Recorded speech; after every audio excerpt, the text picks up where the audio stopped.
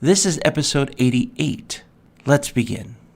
Smarter Parenting welcomes you to our podcast series, The Parenting Coach for ADHD. Here to heal and elevate lives is your parenting coach, Siope Kinikini. Hello, my friends. How are you? I hope you're doing great. I'm doing great myself.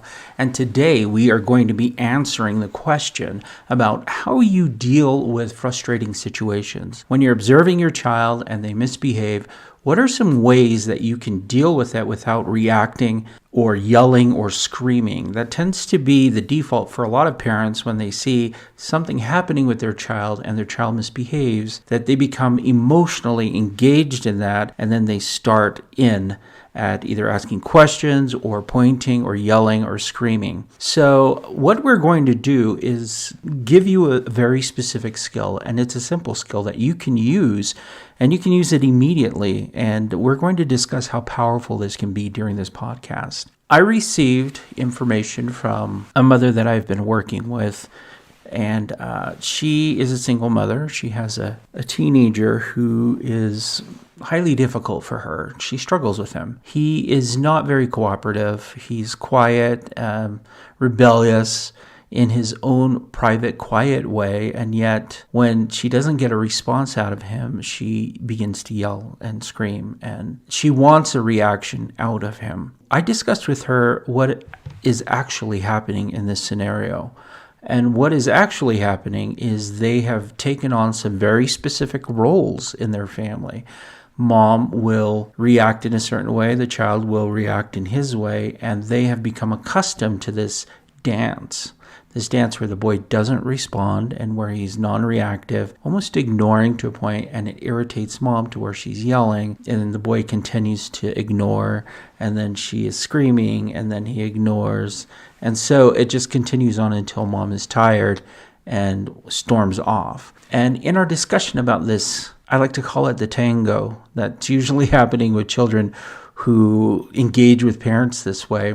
The tango is a never-ending source of frustration for a lot of parents because I move, you move, I move. And it's just this back and forth without actually getting anywhere. So while I was talking to her about this tango that she was going through with her son, we started to discuss ways that she could interrupt that and ways that she could control her reaction to his non-compliance and him ignoring her.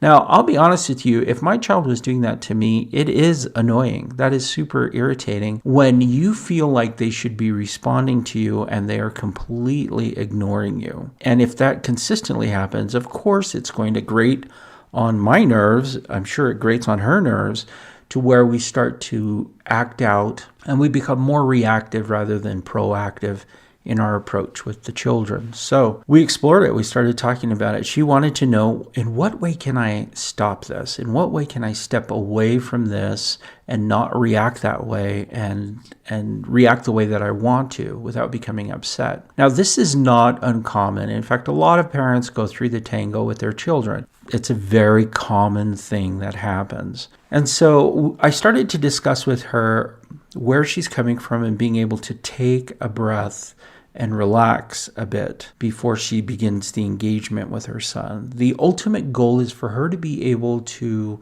take stock of what is happening at the moment, and by taking a breath, that is forcing her physically to step back and not react immediately. So we role-played that. We role-played her being able to take a breath before responding to him when she asks him to do something and he ignores. And it's kind of funny to do these role plays over Zoom, over a video camera, and yet very, very highly effective. And so we were role-playing this and we were practicing it and having her take a breath, which she was able to learn fairly quickly.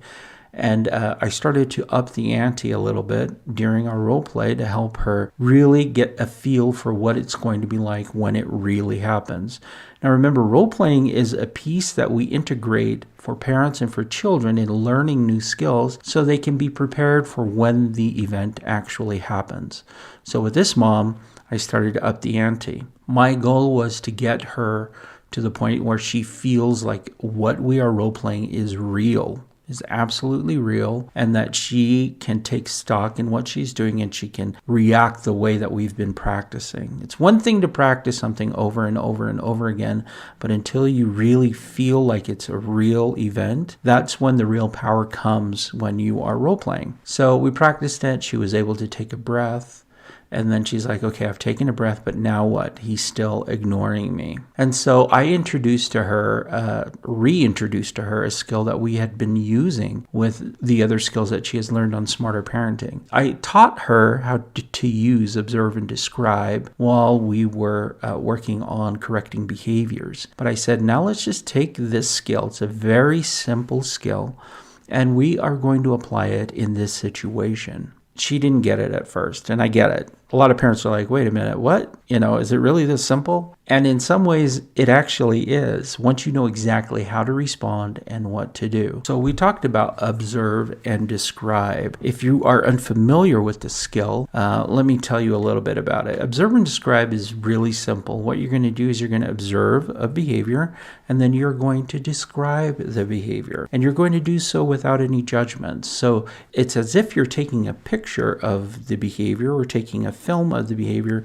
and you're just describing it. You're not doing anything more than that. Observe and describe. So we talked about it, and I said, okay, what we're going to do is we're going to implement this simple skill. You're just going to observe what your son does, and you're going to describe it. And that's it, until he becomes more compliant with what's going on. Now, she did not think this was going to work, but we started to role play it again with the intensity that we had before. And she was able to realize that, hey, this is a calm way that I can interact with my child.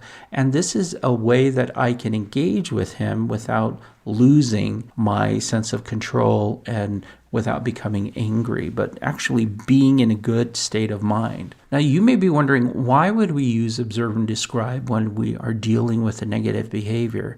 Well, first off, observing and describing allows a parent to take stock in what is actually happening in the moment. What is actually happening in this very moment and being very present. That invites the child to be absolutely present in what's happening as well.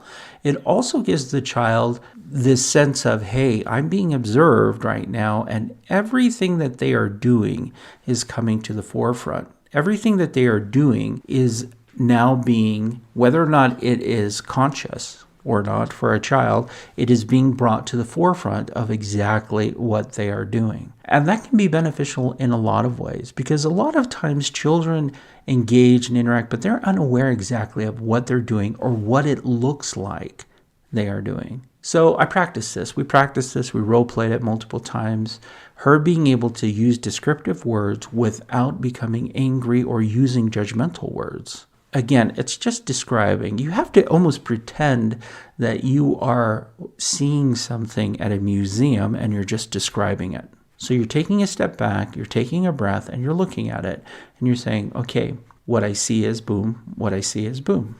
So you're observing and describing it. And you're being very concrete in the way that you communicate this with your child. She was hesitant to try it with her child, even though we had role-played it, and it seemed to keep her on track. But she agreed to try it for the next week, and she did. She actually went in to her son's room, and it started the dance, and she remembered us talking about this dance back and forth that they were doing and that they were accustomed to doing. And it was almost as if they could cue each other on how to do this. And she decided, okay, I am going to take a breath and just observe and describe. That's all I'm going to do. And she was able to do this perfectly, because what happened was, after she did it the second time, the dance changed. Her son noticed that something was different and tried to figure out exactly what she was doing and why she was doing it. And so she just continued observing and describing. He was like, what are you doing? And mom, at this point, felt validated in that she's like, we're not going to do this dance anymore. We're not dancing like that anymore. We're going to do things differently. So I had her focus in on just observing and describing until he was at a state, and then using the skill of correcting behaviors. So she observed, described, and described. Second time, That was the charm. He's like, okay, what are you doing? We're not dancing the same dance anymore.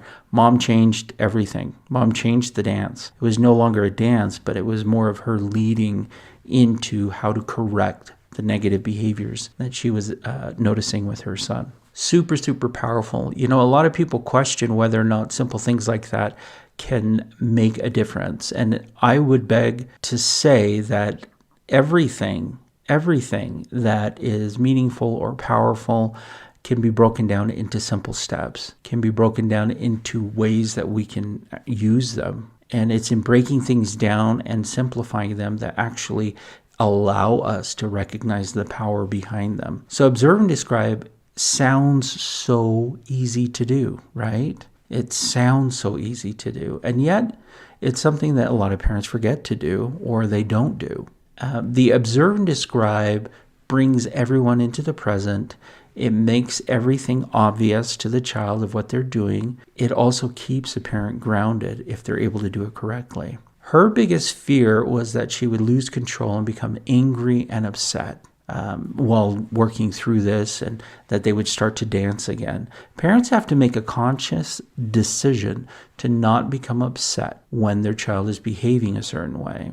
And in fact, that is about yourself as a parent more than it is about your child's behavior. Let me say that again because I think it's important. Your ability to control yourself is about you. And it's more important for you to be able to do that than it is about addressing the behavior that you're observing. Because if you can come from a place of love and compassion, gratitude and stability, if you are consistent, if you come from that place, which comes from a calm place, then everything will change for your child. And every engagement you have with your child is going to change. Taking stock as a parent in your reactions is a huge step towards correcting negative behaviors. So working with this mom, we focused on correcting the child's behavior by having her step back, take a breath if you need to take a breath. I recommended to her, if you ever feel like you're losing it, you can always come back and address it later in a more calm state. That's okay. That is absolutely okay to do. The ideal is that parents are always in this positive frame of mind where they're approaching problems and their children at 100%, not at 50, not at 60, not at 70 or 80, but that they're there at 100% and they are dedicated to what needs to change. Now, I have continually coached this mom, and I've been working with her on continuing this change in the dance. We're not going to dance anymore. I'm leading, and I'm going to do things differently, and now you have to behave differently.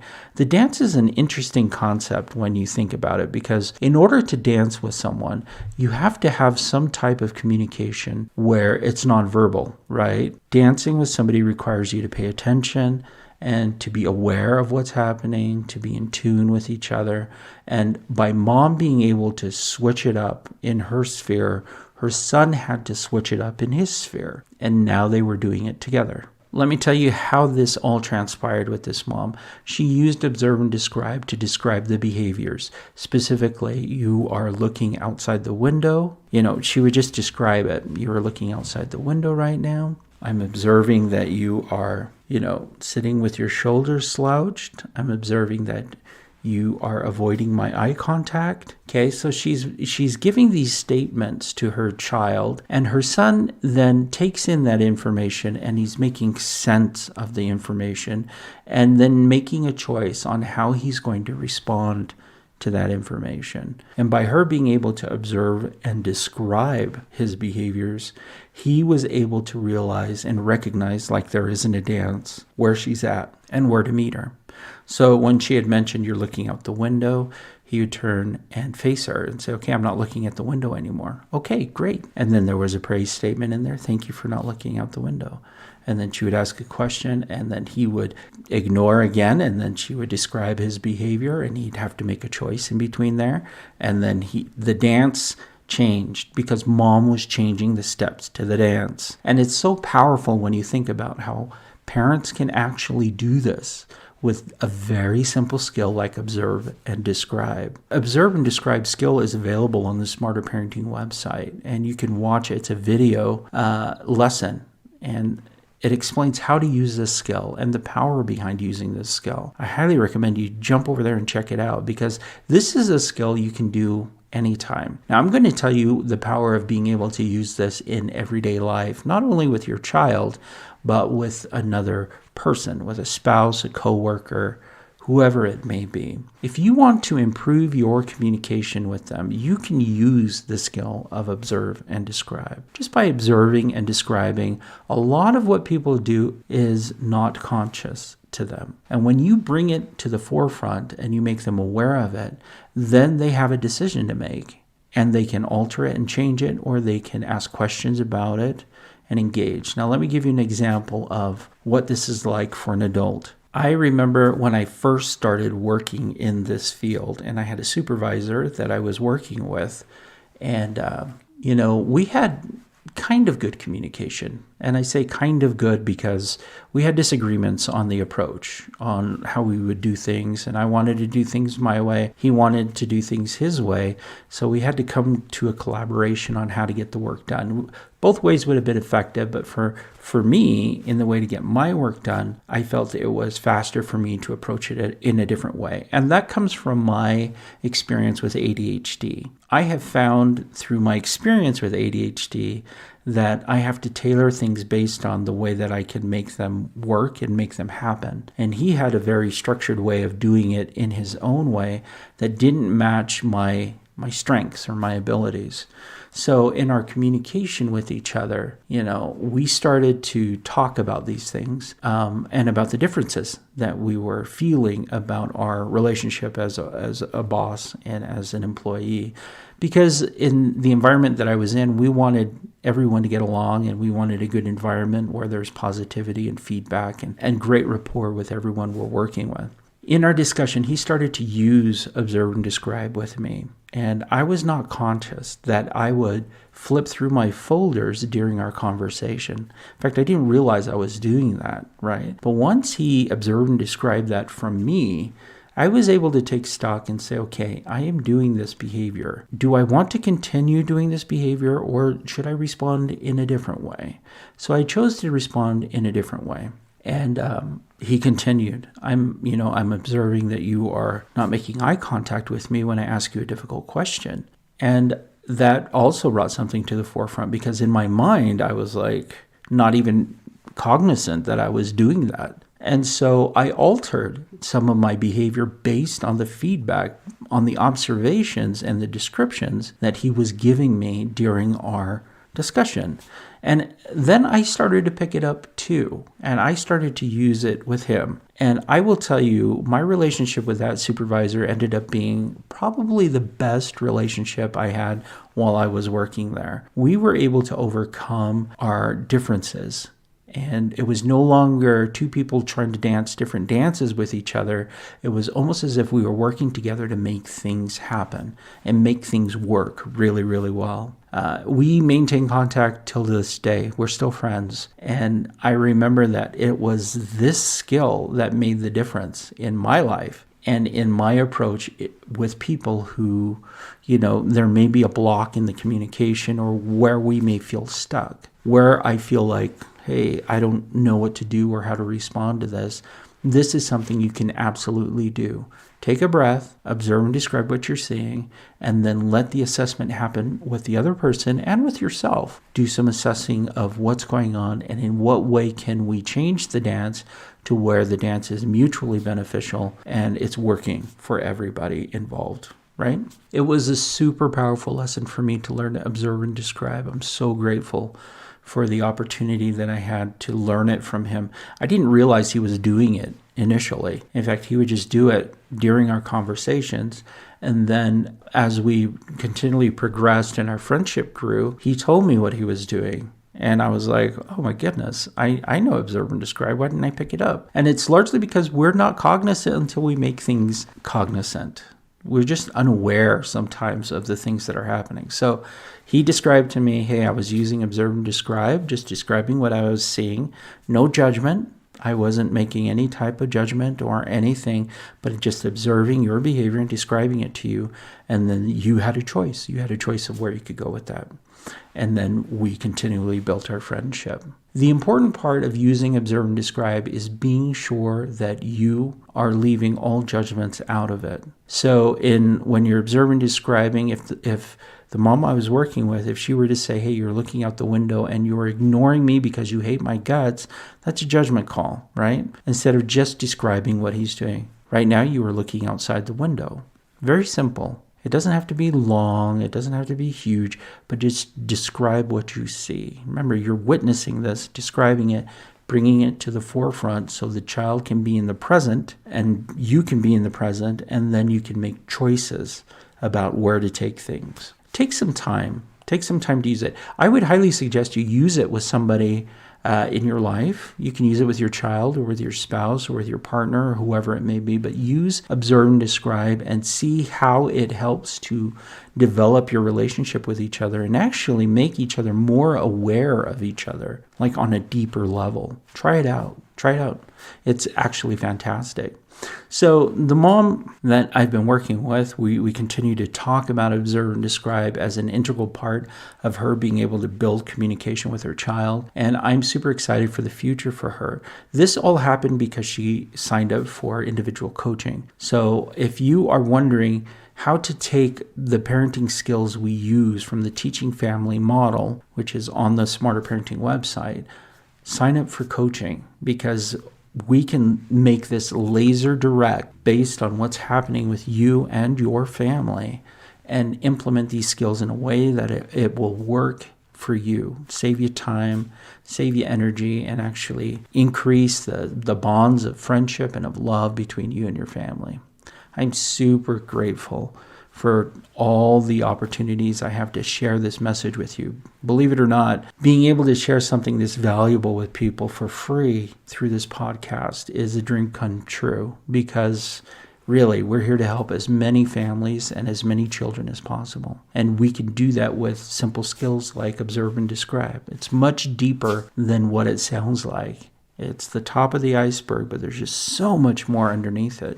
I could talk about this topic forever, observe and describe, because it really is a game changer for a lot of parents, and it's so easy to use. It's something you can use immediately. So that's it for me. I will talk to you again next time. Don't forget, if you want to individualize the skills that we teach, sign up for coaching. That's what we're here for, is to help you. I'll talk to you again next time.